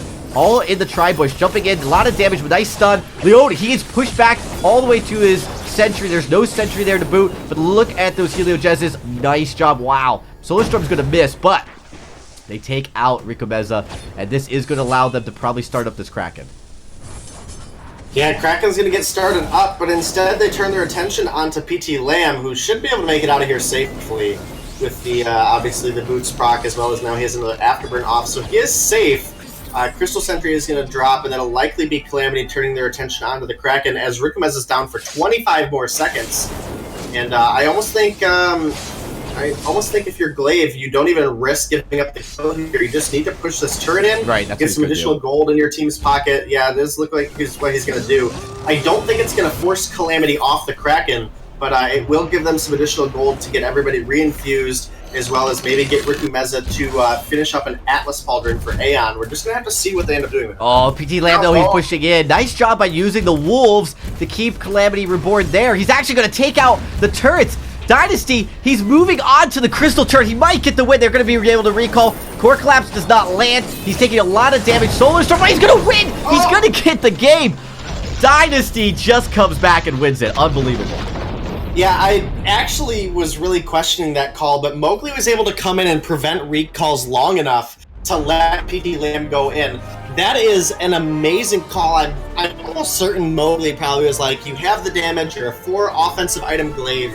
I can hold them long enough for you guys to finish the game. And they are able to close it out off the back of an incredible push out of PT Lamb. That, by all means, should have been Calamity's game to win, but a great execution out of PT Lamb and Mowgli there gets them the win. So we are now tied going into a game 3 between Calamity Reborn and Dynasty Gaming, as well as a little bit of an update for you guys who maybe don't have the official Vainglory stream open. Salty Potatoes and G2 are also tied 1-1 right now going into a game 3. So a very interesting and intense set of Series 2 matches for you guys right now. Yeah, so, I mean, a lot of excitement. That was crazy. That was crazy. It's not even a backdoor, ladies and gentlemen, because a backdoor implies you sneak in. There was no sneaking. They knew what he was doing. They're like, we're going to get Kraken. He's going to push in. We got this.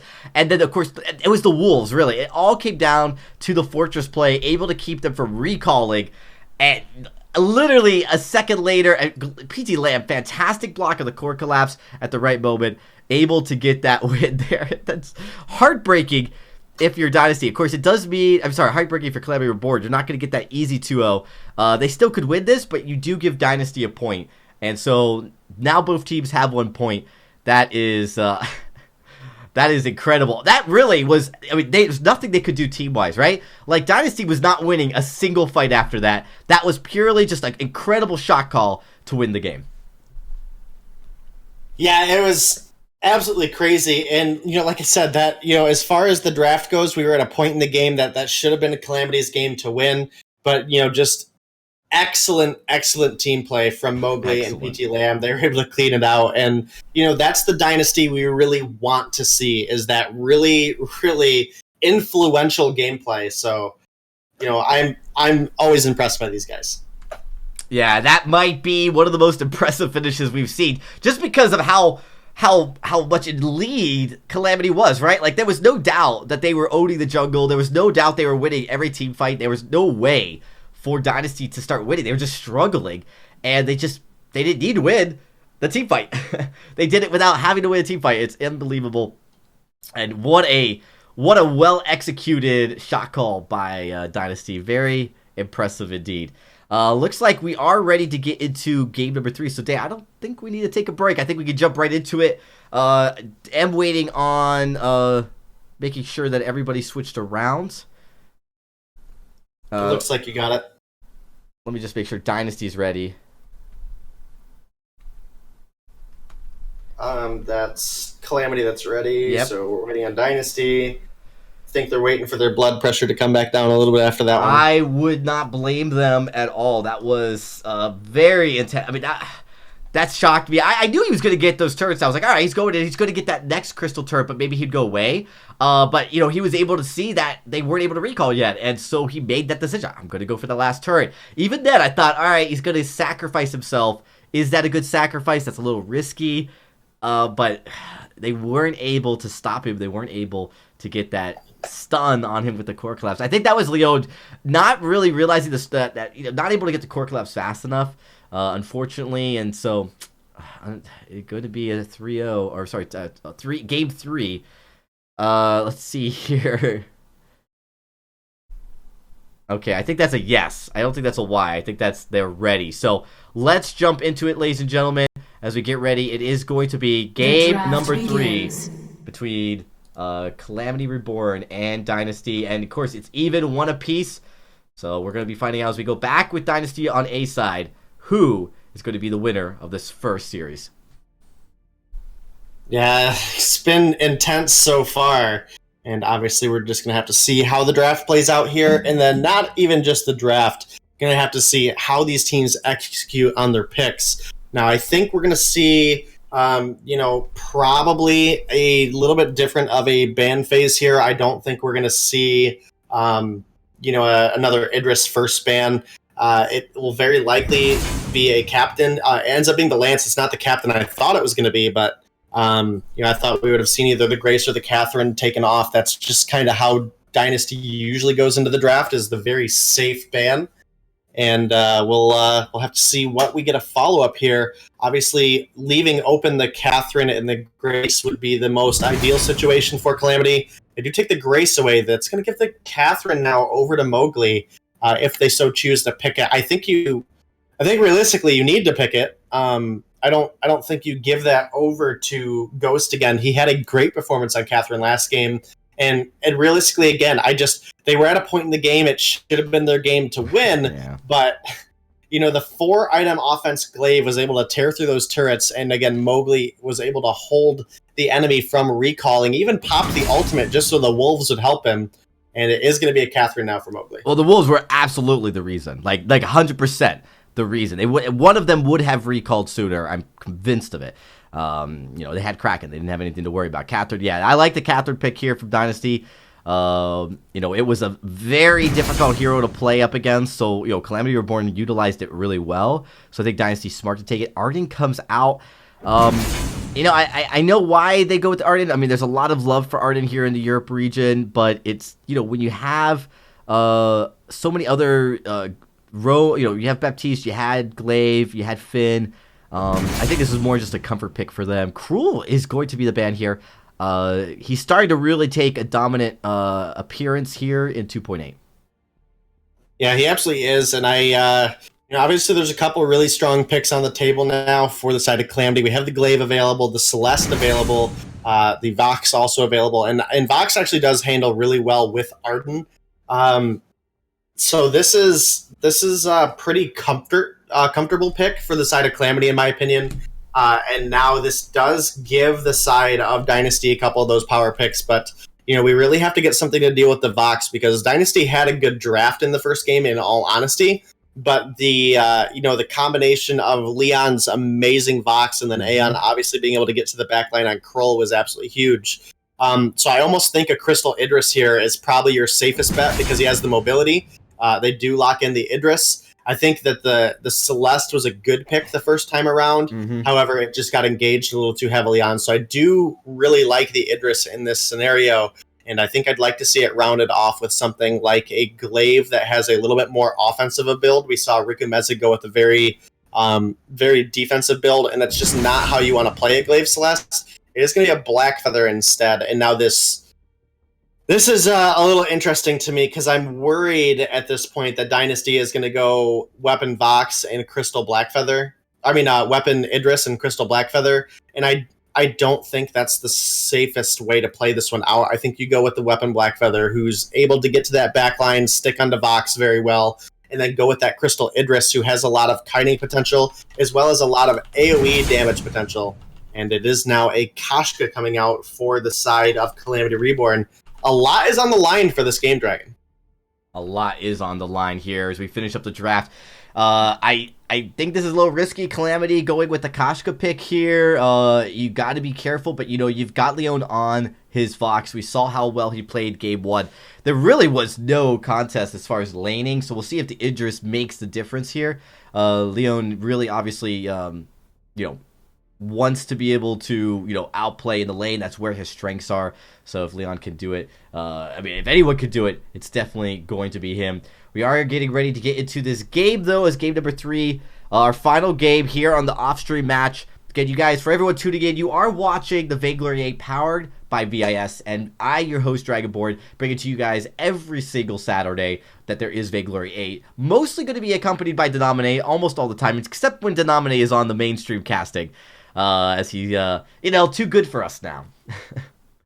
I'm never too good for my Vis folks, so. Oh, thank you, man. I appreciate it. All right, we're just about ready to get into game number 3. I'm excited for this, guys. This is going to be exciting. The series has been way intense. Really, I think better than maybe I could have predicted. So, really, I've been happy. Glad we got one of the good ones. Of course, if you guys like the dual stream, maybe watch 2 streams at once, there is the main Vainglory8 stream, of course. Make sure you tune into that, as I believe G2 is still going up against Salty Potatoes. They are going up against Salty Potatoes right now. Game 3 for both of these series, actually. All right, well, let's get right into it as we jump into this final game here. Dynasty versus Calamity Reborn. Both teams up 1 point as we move to Dynasty on the A side. Dynasty back on the A side didn't quite have the success they maybe hoped for the first time around, so that is something to keep in mind here. Is Leon's Vox game 1 was so devastating, but it's not paired up with the Kroll this time around, so maybe a little bit different potential here. It's going to be interesting to see if he does go that 4 offensive item build again. Obviously, we're way too early to tell, but I do think this time around we have a little bit better of a draft coming out of Dynasty, as well as it does look like PT Lamb has committed to the Crystal Path. So I'm actually really glad they didn't go with Weapon Idris here, because Weapon Idris does get blown up by Kasha and Vox. So this is Dynasty really knowing what they need to do here. So I'm actually really happy with what both of these teams have drafted, because this is going to come down to a matter of who outskills who, as we see those chakrams chunking out Aeon, who is actually in the lane on Vox this game. And that is a huge thing to make note of as well. Absolutely. I'm really excited. Crystal Idris, one we actually don't see as often competitively, just because of how the weapon later usually is played. Crystal's nice to see come out. Nice stud here.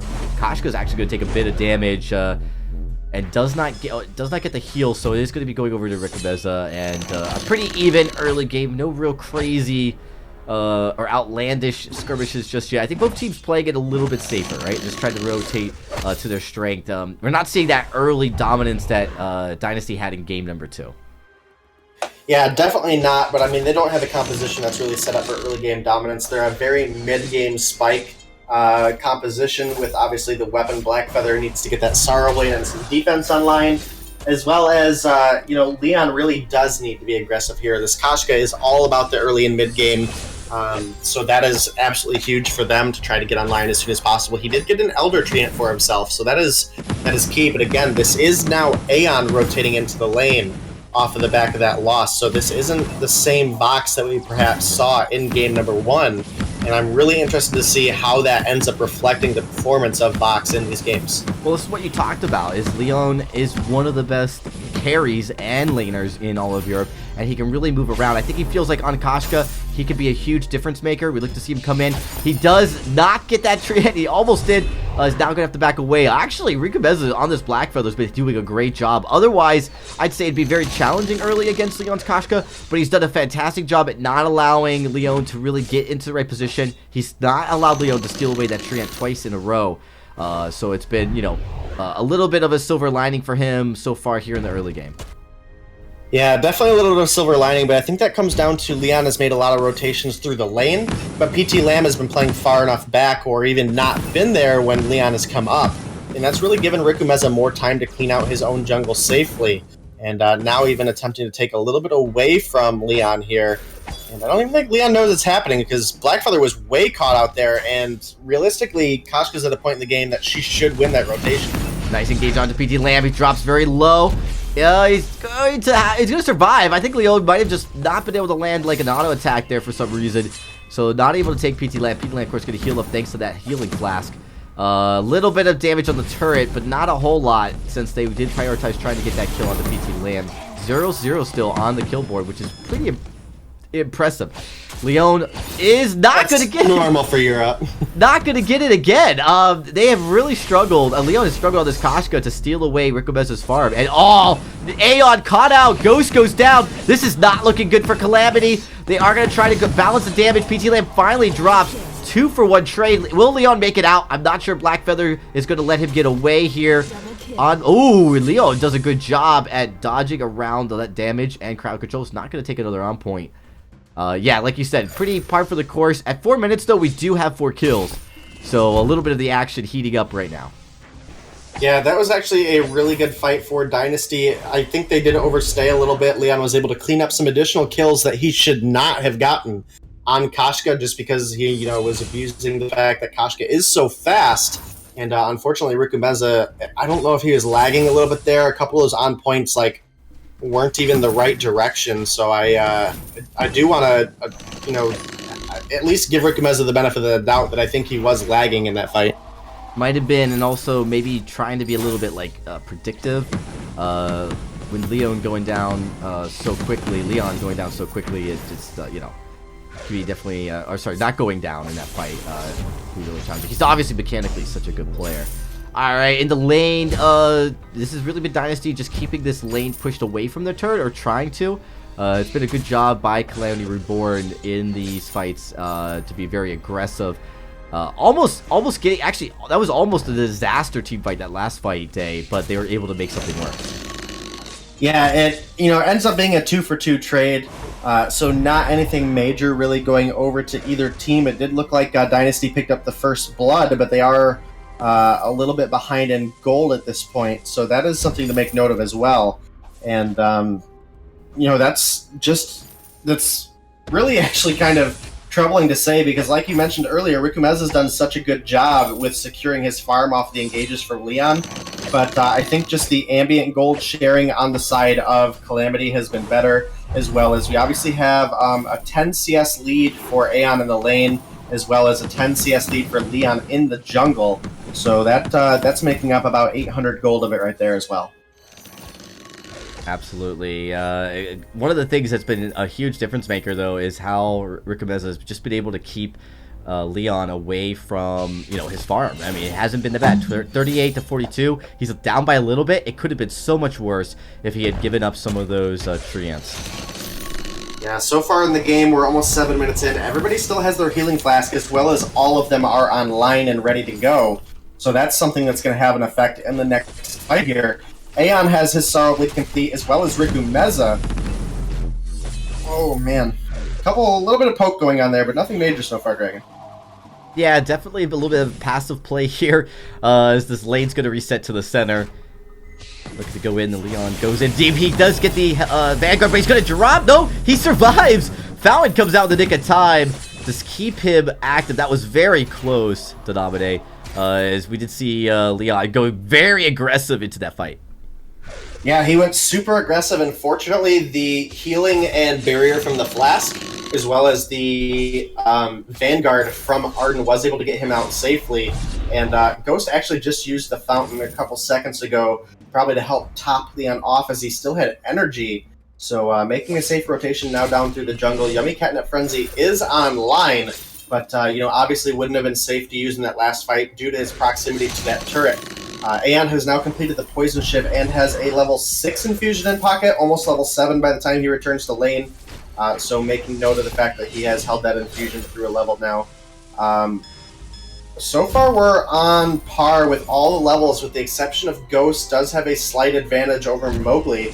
Level 7 here on Arden as opposed to Mowgli on level 6. So definitely have to make note of that. And Rikumeza about to actually hit level 9 as well.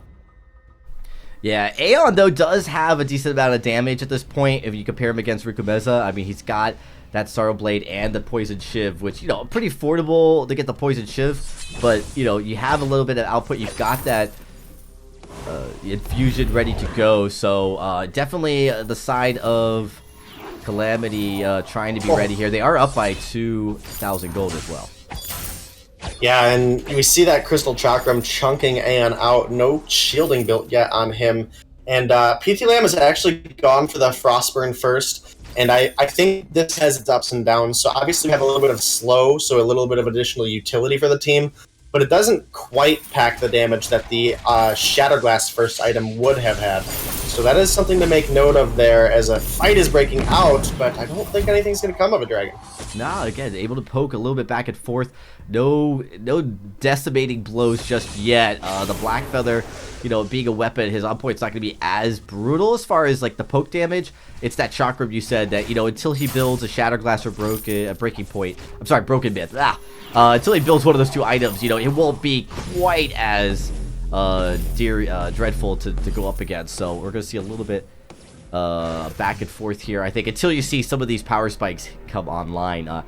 And actually, Aeon does not have any shield yet, so that's something to keep in mind here, is that when PT Lamb does get that second tier 3, Aeon has to be extra careful, needs to rely on his front line of Koshka and Arden to keep him in the fight without going down early.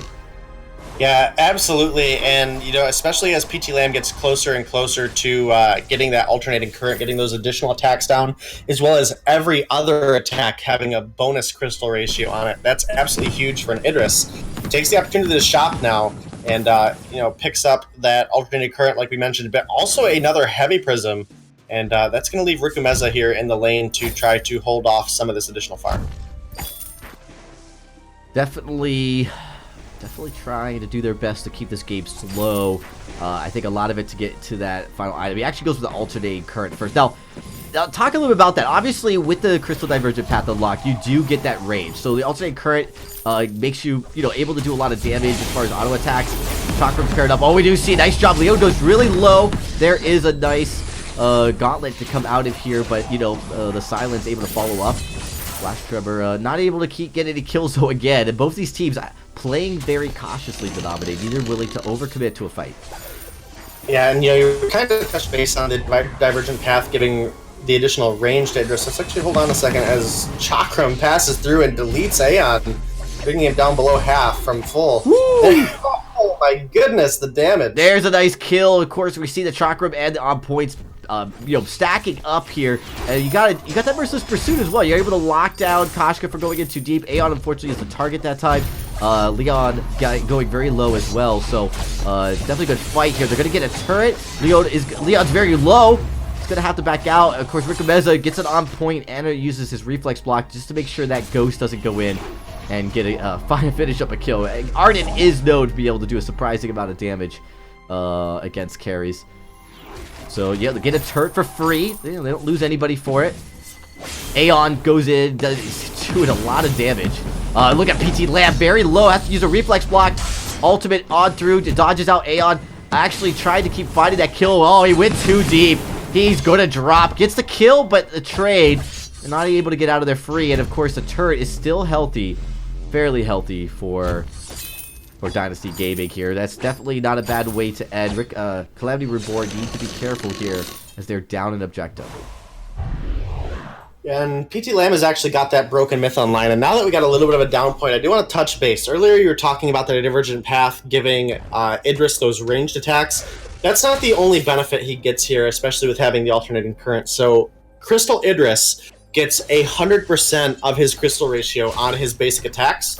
So that means as this broken myth scales up, PT Lamb's basic attack damage as well as the chakrams will start to scale up, similar to how a breaking point would work for a melee hero. But not only that, is with the additional crystal damage he's going to get on every other basic attack, that also scales up with the broken myth damage. So this is an incredibly potent build for Idris here. Obviously, he's able to build up broken myth very, very easily because he is ranged. But, you know, those basic attacks are going to scale up incredibly heavily as broken myth scales as well. And that's not something that we see out of most crystal carries. This is something that Idris offers a very, very unique crystal carry route because he can also function very similarly to a ranged weapon hero going crystal power. Yeah, absolutely. Absolutely. That's what makes him kind of like a Celeste, right? Which scales really well with the crystal items, even on the basic attacks. You don't really see that shine too much. Those abilities usually are the stars of the show. But we're going in. Turret's still at health. PT Lamb dropping very low. Nice gauntlet, blocks and stuns and kills him. Leon able to get out and survive. Goes back in with the catnip frenzy. Catherine is going to drop just Black Feather remaining. They keep diving on the turret. They're going to get the turret. And now they're able to push a Calamity Reborn just like that. Win a very critical team fight as we approach the 15-minute mark. Not quite there yet. They might even get 2 turrets here for that team fight. Really well executed by Calamity. All on the back of, I would say, it was probably a game-changing gauntlet to get PT Lamb out of the fight.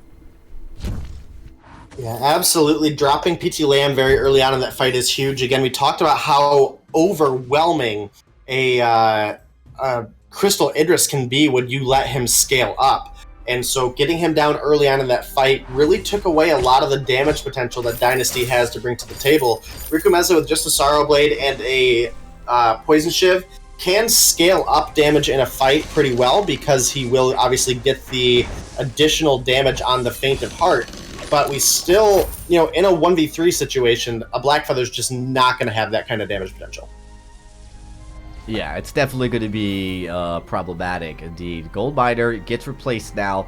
A little bit of a gold lead for Calamity. You know, they've evened up the objectives. They've got a good stronghold of the jungle, which is something they had in Game 2 and unfortunately gave it up. They don't quite have the potent power that they had in Game 2. I mean, Celeste, I think, arguably in the late game does a lot more damage and sustain than Kashka, but Leon has done a great job at just like repositioning the fights, turning things around, and it's been just really on Aeon to kind of make it all happen. Another gauntlet comes out, blocks up. There's a silence with Blast Tremor, but Mowgli caught in the gauntlets as they split the fight. There's an Echo used, double Blast Tremor, but Mowgli still dropping low. Leon and Ghost going in. There's going to be a nice fight breaking out, but oh, there's going to be the kill. Oh no, Leon gets out of there alive. Aeon's still alive, but there's a 2-drop man as the fight now turns in favor of Dynasty. They're not able to pick up the kills, and this is the problem with this composition by Calamity Reborn, is if they don't get the kills very early, the fight starts to swing back in favor of Dynasty. Yeah, and PT Lamb came into that fight with 9 stacks of Broken Myth, and we saw the just damage shift. PT Lamb was able to stay on the backline and stay very healthy throughout that fight. Obviously, Mowgli and Rikumeza did drop low, but they're healthy enough now to take this Kraken, and this is looking really good for Dynasty. Off the past couple fights have looked really good for Calamity. Unfortunately, that's not going to be the case moving forward here, as now Leon is forced to get out. And, you know, we're not seeing the same dominating Vox performance this game that we saw in Game 1. Yeah, well, I mean, there could be a good reason for that. I'm not sure if they've, like, decided to switch randomly at the last minute. I mean, I think that, you know, Leon would have been a better Vox. But, you know, I think Leon's a better Kashka as well, though, so, I mean, it's really what it comes down to. The Kashka pick was interesting. I mean, I'll say that with what was left of the jungle. All right, here's the turret siege here. Kraken looking to push in. This is pretty easy, like I would say very passive push. Neither team really to commit to a fight here at this point. You don't see a mage that's able to just decimate a push or a counter push. Kraken probably going to get through this last lane turret before dropping here. There's a Gauntlet comes out. They lock him all in. Nice stun. Gauntlet was a little bit late. Sorry, Crucible was a little bit late. There's a Blast Tremor coming in. They are able to put a reflex block here. Looking to go in. PT Lamb's really low, but he finds the kill. He drops 2v2. Is Leon going to be able to get out of here, though? Because he's got to be careful. There's so much crowd control from that Merciless Pursuit to keep him locked up. Kraken's still pushing. He's going to probably get another one. Oh, my goodness. Arden. So low. Leon heals up for the Sanctuary. Comes in to try to get this Kraken taken out. Kraken's going to drop low here. I think they are able to finally stop it. Will Rickameza go down? Oh, Rickameza's low. He drops, so they are able to get another kill. Instead, this time just looking to try to get Mowgli and complete the ace before going back to try to get back this game. This was very risky as you did leave your last turret at less than half health. Yeah, it is very risky, and I do want to make note of Leon's mechanics there is that was a point-blank stun that was attempting to come out of Mowgli, which, if it would have landed, probably would have given Rickameza the time to finish off Kashka in that fight, as obviously that execute damage from Faint of Heart can just be so devastating when a target gets low on health. A point-blank stun coming out of Mowgli. Leon blocked it up, was able to clean up Rickameza, and then chase Mowgli down. We are at a incredibly exposed Vayne, as far as that turret's health, at least. You know, that's a matter of a chakram and a couple basic attacks out of Idris could take that down with the barrier. So definitely a difficult situation for Calamity to be in. But Fight they breaks can out. find a Rickameza here. Yeah, these gauntlets have not been as much of a game changer, and neither has Vox. This time they do bait out the Blast Tremor. Blast Tremor's reset, so it's one more up, but they're not going to have to risk being in the middle of a team fight during it. Look at come in. There comes the Gauntlet. Blast Tremor, not time to stop the Gauntlet. They're looking to get onto PT Lamb. He's going low, but it's going to be the drop going over on the side of... It's going to be a trade, actually, but look how low Aeon is. Oh, but the Poison Shiv coming in clutch. Breaking point stacks are really high, and now Mowgli's got to be very careful. They're going to get a turret. This is the first time Calamity Reborn has actually just had a solid team fight in the last 5 minutes. They have been struggling, but finally, Aeon actually coming online for that fight. As we did see, I think a little bit of a different focus from Dynasty, where they tried to take out Leon much quicker in that fight, and I don't think it paid out. It really didn't, and another thing we have to really attribute to that fight was all 3 infusions from Dynasty ran out right as they chose that fight. That was a fight that Dynasty went in on. They chose it, they wanted it, they committed to it. And their infusions were all running out, whereas Aeon had literally a brand new infusion, Ghost had literally a brand new infusion. Leon's did fall off, but you know, the Vox is the scary part going into the later half of a fight. That breaking point scales up so quickly with this build, and he was able to take over the fight really quickly. We saw Rickameza, you know, really had the health advantage, you know, going into that 2v2 there at the end, but because of the damage scaling that Aeon had, it just wasn't quite there, as well as the Atlas Pauldron did not get put onto Aeon during that fight. So overall, really good choice for Calamity to turn around, seeing those infusions drop off. Yeah, and I think really Aeon just needs to get another offensive item or at least keep staying infused, because he is the primary damage output. Leon going with another going with another reflex block. He might even build another Crucible here. He's really just a distraction, and if he can be a successful distraction, Calamity Reborn actually has a chance to win these fights. I actually liked what they did last fight. They were able to bait out that first Blast Tremor. They need to do something similar. They do not take the Blast Tremor. They do block it, though. Another Blast Tremor comes out. Silence. You gotta watch out. Oh, Aeon drops. This is not looking good for Calamity Reborn. Idris is now going on ham onto Leon. Leon trying to get to the Sanctuary in time. He's, ooh, just barely makes it. But this is going to open up this last turret, and Dynasty now looking in great shape to try to win this fight. Yeah, I almost think if you're Dynasty, you just ambush the turret. I mean, you have enough damage to just take it down and end the game. There's no sense of letting Leon and Ghost waste your time right now. And there it should be the crystal dropping. Now they're going to get it. Yep, it's dropping down in 2 seconds. Leon knows that is the end.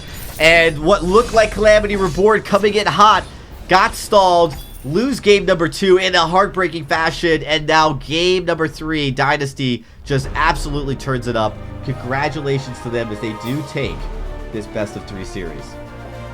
Yeah, and fortunately for Calamity, they at least did pick up 1 point. Now, obviously, winning this game is more important because you now have an opportunity for a maximum of 6 more points, and a minimum of 0. But you have the at least a chance at getting more points. So we'll just have to see how it goes on for Dynasty. They are a team that was competing at the top in the last season. So it is going to be exciting to see them and who they match up against for our Sunday games. That'll be on the Vainglory8, the official Vainglory stream. So make sure you guys look forward to those tomorrow, as well as myself and Dragonborn, or Dragonborn and somebody at least, will be hosting every Saturday's off-stream games for you guys. And we have some pretty exciting ones coming up. I think next week we have, SK in the off-stream? Yeah, we're going to have, I believe it's SK. I have to see who they're matching up against. Of course, we'll be announcing that on Twitter come next week. And, of course, we have the North America stream. That's going to be taking place in just a few hours here. We'll be having, actually, Gangstars versus Hollywood Hammers. That is going to be a very fun matchup. I'm looking forward to that one, Denominate immensely. So both teams with a new look going forward into these games. Exactly. So. I think the two biggest changes we've actually seen to Vainglory8 teams as far as and roster. Together in week 1. Yep, absolutely. All right, with that, guys, thanks everybody for coming out. You've been watching the Vainglory8 powered by this. I'm your host, Dragonborn. We'll be back in a few hours for the North America. And, of course, like always, we bring you guys the off-stream matches every week. There's Vainglory8. Thanks for tuning in. Make sure you hit the follow, and we'll see you in just a little bit.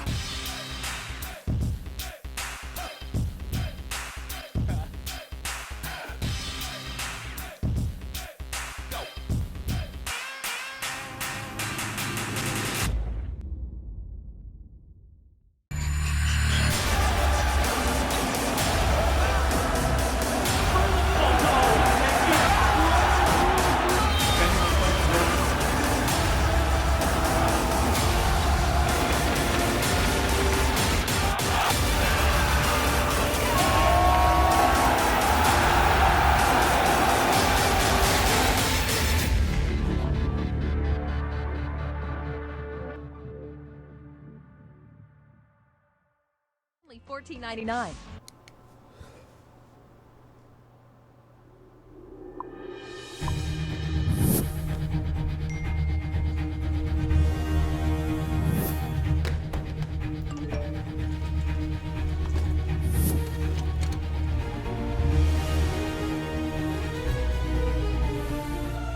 Don't miss the call.